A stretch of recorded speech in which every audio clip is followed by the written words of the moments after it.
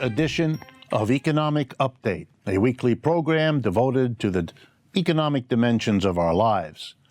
Our jobs, our incomes, our debts, those coming down the road for us and for our children. I'm your host, Richard Wolff. I've been a professor of economics all of my adult life, and so I'm ready to talk about what's been going on in our economy since last we met. I want to begin by talking about something everybody knows about. The last 30 years have been a time when women have entered the American labor force in a way they never had before. Oh, sure, lower income women have always had to work in regular jobs alongside the men. But millions of women weren't required to do that in the way American culture developed. But all that changed over the last 30 years as women have entered the labor force and really taken up the position that in many of us was theirs all along and should have never been denied to them.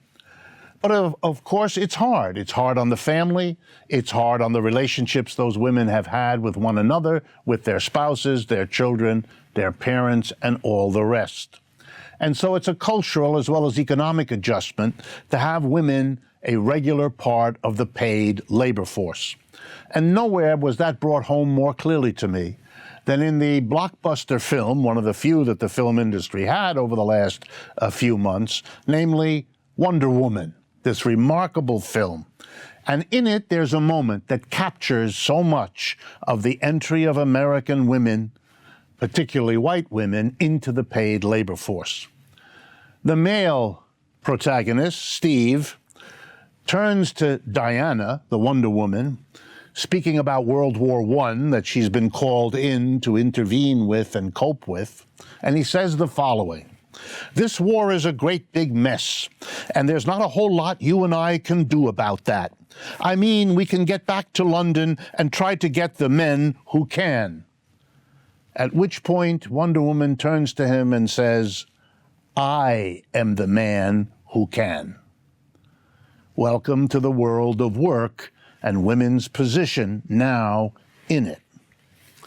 Remarkable capture of that moment. I want to turn next, in another update, to a leader of a major religion in the world. Yes, I think many of you know I occasionally quote Pope Francis because of his criticisms of capitalism. But today I want to quote Archbishop of Canterbury, Justin Welby, head of the British Anglican Church, and that's the most important church religious group in the United Kingdom. And he became important in yet another way this last week when, as part of a report issued by the Institute for Public Policy Research, a report he helped to write, he reached a number of conclusions which said, among other things, that the British economic model is broken. Notice he didn't say this or that detail of the British economy was in trouble. The British economic model is broken. And just in case anyone was unclear, he explained what he meant. Quote, "The gap between the richest and poorest parts of the UK widens." He expanded it further. "Britain stands at a watershed moment," he said, "where we need to make fundamental choices about the sort of economy we need. We are failing those who will grow up into a world where the gap between the richest and the poorest parts of the country is significant and destabilizing." It is interesting when leaders of the religions of the world increasingly share with those of us who have been critics of a capitalist system spinning out of control the sense that we are coming to a historic turning point. We cannot continue in the way we have developed. And the leaders of capitalism don't want to face it, and they certainly don't want to do much about it, but they have to. And the leaders of the church want to be out front explaining why. I want to also now talk to you briefly about the holiday just passed, Labor Day. the day in the United States anyway, that we celebrate labor and organizations of working people, the unions.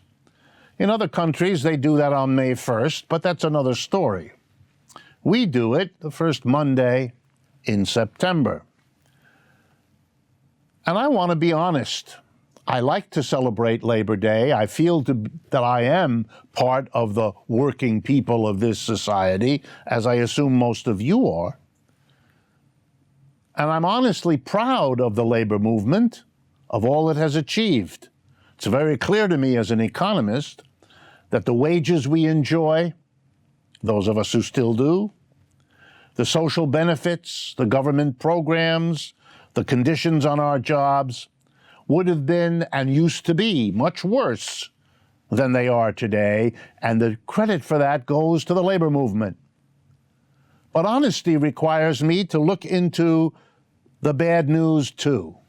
And the bad news is that the labor movement is weaker today than it has been at any time in the last half century or more. The decline of the labor movement is epic in its dimensions. Less than 6.5% of the workers in the private sector of the American economy are members of or represented by a labor union. A few decades ago, a third of such workers were represented by unions. Now, not even 6.5%. Anyone who speaks as though the labor movement is a fitting alternative or a serious antagonist of big business doesn't know what he or she is talking about. Business has gotten richer, business has gotten stronger, business has gotten more powerful in our society in direct proportion that the organized labor movement has gotten weaker. And to pretend otherwise does nobody any favors. And I want to spend 2 minutes exploring what this means and what the lessons are. Let's go back to when the labor movement was strongest in America. The late 1930s, 40s, and 50s, the heyday. The labor movement was never that strong before, and it's never been that strong since. What was that about? Quick reminder, quick history lesson if you like. During the 1930s, the greatest collapse of capitalism so far in its history, millions of Americans joined labor movements, labor unions. They did so for a simple reason: the devastating depression all around them, threatening them. Well, their answer was, let's join a union. In union, there's some strength. In union, we'll be able to weather this economic storm better than if we try to do it all by ourselves. So they joined unions. Millions of Americans who had never been in a union, whose parents had never been in a union, who knew very little about unions. They did it out of an act of solidarity. But it's important to remember that the union movement had help. It had a powerful alliance. It allied with 2 socialist parties and a communist party. And while we might like to pretend that those institutions were never part of the American scene, that is not true. In the 1930s, the socialist parties, 2 of them, and the Communist Party were very powerful. And they were allied with the CIO, the thrusting union movement that mobilized most people to join unions in the 1930s. And that alliance, communists, socialists, and the labor movement, became very strong. And that's why we got, in the 1930s, the unemployment compensation law that gives people money for a year or 2 to tide them over when they lose a job because of economic downturn and no fault of their own. That's why we have Social Security. That's why we have a minimum wage that was passed at that time with the support of a powerful labor movement. That's why we had public jobs, millions of them, when no other jobs were available, when the private sector couldn't provide work for the millions of Americans who wanted it. And those days of a powerful labor movement are what created the well-paid, secure job, the government supports, everything that goes nowadays by the name vanishing middle class. And why vanishing? Because there's no organized support for it. You got it with organization, and you're losing it because you don't have those organizations anymore. And why not? Because after the war, the business community in America was very upset that the unions had formed, that they were so strong, that they were so militant, partly because of that alliance with the socialists and the communists. And so they set about to destroy that powerful coalition, the coalition of labor, socialists, and communists. They demonized the communists, they demonized the socialists, and they went after the labor movement. We barely have a communist party. It has little or no influence. We barely have socialist parties. They have little, but not no, influence. And the labor movement, as I said, has been declining for 50 years.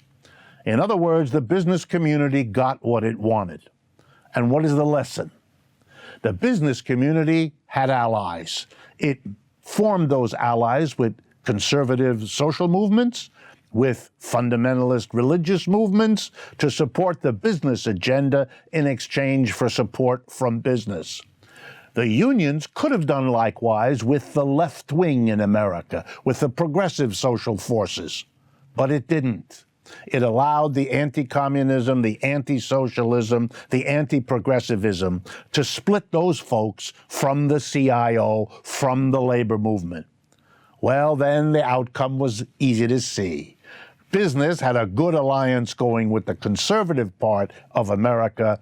Labor unions had no alliance going with the left, the part of America that resurfaced recently around Bernie Sanders, for example, or around Occupy Wall Street, for example. A strong alliance on the right and no alliance on the left gives you American politics right up to President Trump, doesn't it? And it explains why on this Labor Day, while we celebrate what labor was and what labor could be, the lesson that labor has to learn is rebuild the alliances with the movements to your left. It's your best shot to avoid disappearing altogether from the American political scene, which the other side still has as its basic agenda. Let me turn next to the hurricanes. Harvey in Houston, Irma in Florida. And let me talk to you a little bit about the economics of these cataclysmic disasters, in which we are now talking about hundreds of billions of dollars of lost wages, lost productivity, lost wealth. I mean, it is staggering. I'm not going to talk about nature. That's not what this program's about. And this was partly a natural occurrence, as all hurricanes are. I want to talk to you about the economic dimensions of such catastrophes. And I'm here speaking more about the Houston catastrophe because it happened sooner and we can have a better sense now of what its consequences are than we can about Irma in Florida. Here's the catastrophe economically speaking. A great deal of the lost wealth could have and should have been avoided. In order to avoid catastrophic losses from storms, you have to spend money. And what do you have to spend money on? Mechanisms of protection so that the damage is minimized, mechanisms of evacuation so that human beings are removed from danger zones in a timely, efficient way, and mechanisms of rescue for those who aren't either protected or evacuated. They all know this. This is elementary. This was not done in Houston. It wasn't done by the city of Houston, it wasn't done adequately by the state of Texas, and it wasn't done by the federal government either. At one startling moment in the middle of the Houston disaster, the governor was asked, why in the world did you not order and facilitate an evacuation of Houston as the fourth largest city in the United States? And his answer was stupefying. He said that would make no sense because the way the roads are built, they would be immediately filled with cars and nobody could move. This is a none too subtle way of saying we have no evacuation plan. We never had one, and don't ask me to evacuate anybody because we can't do it, and we've known that we can't do it given the way we've organized things. I sat there looking at the television as I heard these sentences uttered, and I didn't literally know what to do. What an amazing admission. Why in the world would the fourth largest city, low-lying, right by a body of water that has had repeated major storms for at least the last 50 years of recorded history, why in the world would they not do that? And then my economics kicks in, and of course I know the answer, and I want to share it with you. Capitalism is a system in which everything is done for profit. The profitable thing to do in Houston over the last 40 years has been A, to invest in oil and oil-related businesses, and B, to be what we call, in a euphemism, a developer. One of those people who builds houses or shopping malls or industrial centers. And those people want to build those things because it's profitable to do so, since the oil business is a booming business. They don't want to be held back by rules. They don't want to be held back by being told that the soil around Houston is like a sponge, it's porous, and if you pour a lot of water in, it holds only so much, and then the water has nowhere to go anymore, which the soil specialist will tell you now. They don't want to create big ways for traffic to get out of the city in a crisis, because that uses up valuable land where profits can be made, just like using that soil that's inappropriate. That's why money isn't spent to build protective dikes. Why? Because the city would have to raise taxes, or the state would have to raise taxes, and the private profit people don't want to pay the taxes. You see the picture? This is a crisis whose losses are of our own making. The problem of Harvey in Houston was the problem of a system that puts profits first. The developers made their money once the houses and the highways and the shopping malls went up. That they went up in a disastrous place is not their concern. They weren't worried about it. In fact, you know now from the stock market that many of them are seeing profits again in rebuilding what the storm destroyed. They're going to make money twice, and they're not going to do it any better next time than they did last time, at least if history is any guide. Capitalism is a system whose costs, if they were honestly calculated, would have long ago convinced rational people we need a better system than this to live with. I also want to talk to you, in the time that remains, about two other items. The first is brief. My attention was caught when I read that on September 4th of this year, workers at the McDonald's hamburger stands in a number of British locations went on strike. Why? Well, we've had an important movement in America, the Fight for 15, it's called in many parts of the country, to help people like McDonald's workers get $15 an hour for the work that they do. Not that that's enough to live much beyond the poverty level, but it's more than they're getting now, and that's unconscionable. And they've had demonstrations, they've done a number of things, they've even walked out off the job.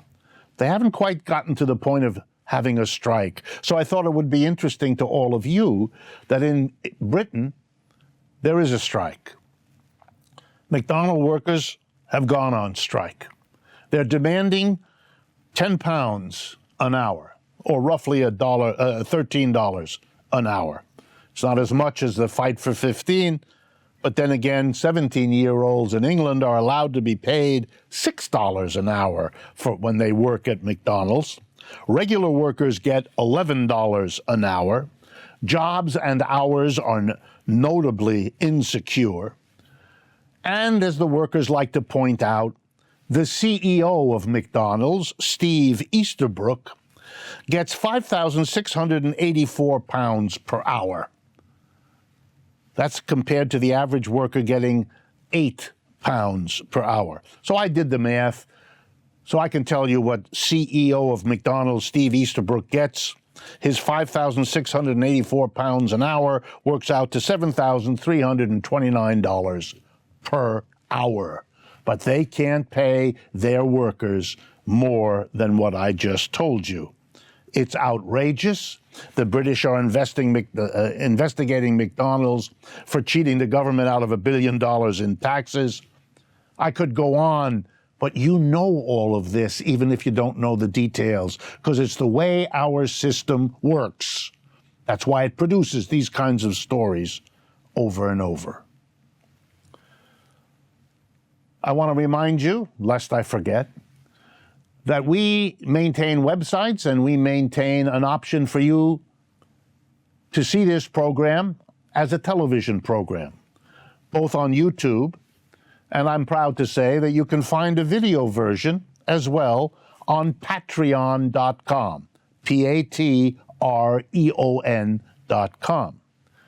I want to remind you that we maintain 2 websites where you can also see much more of the kind of work that we do. rdwolf with 2 Fs.com and democracyatwork.info. That's all one word, democracyatwork.info. For the final economic update in this first half of the program, I want to talk to you about the big item in Washington these days, and that is tax reform. Now, I use the word reform with triple quotation marks around it, because reform is not really what it is. It's a tax cut. Mr. Trump and the Republican Party have a tax cut in mind. It's a tax cut for wealthy people. Oh, of course, they wouldn't say that. That's not good politics in America. So they talk a large bit of nonsense about cutting taxes for poor people and working people and middle-class people. They use those phrases every chance they get. It's nice, the words. They really are nice. I appreciate the words. The problem is when you look at the proposals, and they've been short on specifics, but they give you a general idea, here's what it amounts to. Number 1, the big tax cuts go to businesses, not individuals. And here's the big one. They want to cut the corporate profits tax, the tax companies have to pay on their profits, that is what they earn less their costs. They want to reduce that from 35% to 15%. That's a whopping big tax cut for businesses. The second thing they want to do is to say to companies who haven't paid any tax on their profits because they keep them abroad and therefore they don't have to, that if they bring them home, we'll give them a real good break and they'll only have to pay 5 or 10 or 15%, a kind of incentive to bring that money back into the United States. And what does the incentive amount to? An enormous tax cut. These people avoided taxes in a way that was unpatriotic and burdened the rest of us with making up the difference. And now we're going to give them, in effect, a reward for not having paid for as long as they got away with it by keeping the money abroad. These are wonderful, big gifts to business. I want you to keep in mind a little fact of history. 50 years ago, for every dollar the federal government raised by taxing individuals, it raised $1.50 by taxing corporations. Today, for every dollar the federal government taxes us as individuals, it gets 25 cents from taxing corporations. The last 50 years have seen a shift of taxes off of business onto individuals. And all that Mr. Trump and the GOP are doing is more of the same. It hasn't solved our economic problems. It hasn't gotten our economy bubbling. Quite the opposite. But for them, who cares? Because that's who they serve, and that's what this tax reform is really about. But we're not done. When it comes to individuals, the proposal so far would be much more valuable the higher your income. It's again a tax reform that gives small cuts to folks in the middle and the bottom in the hopes that they won't notice the huge cuts that are given to the people at the top. If you listen to the Republicans and the president, you'll get the impression that we're all getting a tax cut, because that's the game. But I'm here to tell you that if you look at the concrete realities, as many other than myself are also doing, what you're getting is same old, same old. Tax cuts for those at the top, the business top and the individual top. And for the rest, nothing. Nothing significant, nothing that will change the basic contours of your life. And for those of you that voted, either for the Republicans or for Mr. Trump, in the hope that a big tax change would come down the pike and alter the circumstances of your life, you have been betrayed. No other way to put it. And if you expect anything fundamentally different from the Democrats, don't. The leader in the Senate, Mr. Schumer from New York, Senator Schumer, was quoted this last week as saying, "The millionaires and the billionaires are doing fine in America. And there's nothing wrong with that. Bless them." My goodness. If that's what the best of the Democrats can do, if that's what the leader of the Democrats can do, well, I've never seen more evidence that the changes we need in this country, economically speaking, go far beyond what Republicans or Democrats in the main are able to think about, let alone to do. Thank you so much for staying with us this first half of the program. And please do remember that we will be back next week, and I hope to see you then.